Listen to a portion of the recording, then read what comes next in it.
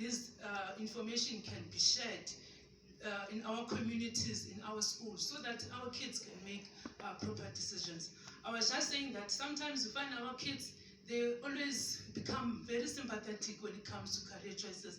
I want to be a social worker because I grew up struggling at home, I want to help other children. We need to move away from those things. You know, if you're good in mathematics or good in science, go out there, explore the space, explore different careers, and think about how much money you can make, and then go and support those families, instead of becoming a social worker and then earn peanuts and become a slave, you know, in this environment. Independent yourself. So we do need to establish these innovation hubs. Sharing of information is very important.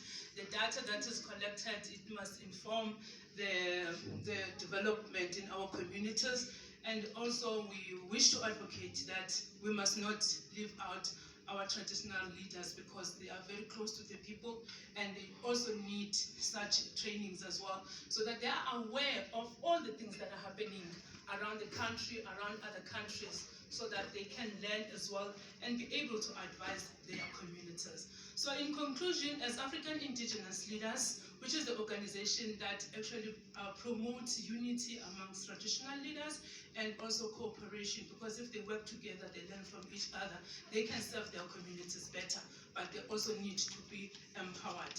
So we have created that network across the country and continent, and also in the diaspora for different kingdoms. So sometimes there are many things that are a challenge, even having like a software of some sort or an app that we can say, now this is the data of all these kingdoms, and this is what each kingdom has in terms of mineral resources, in terms of problems, like I've mentioned, Malawi, it could be other countries. It's just that Malawi becomes very close to my heart, because it's one of the countries that I sometimes visit.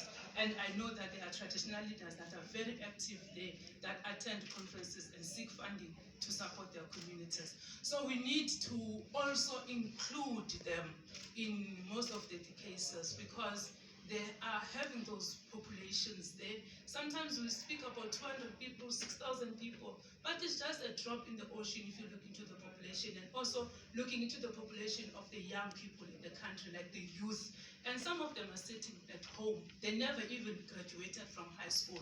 So how do we empower those? How do we start programs now to empower those without looking into the qualification?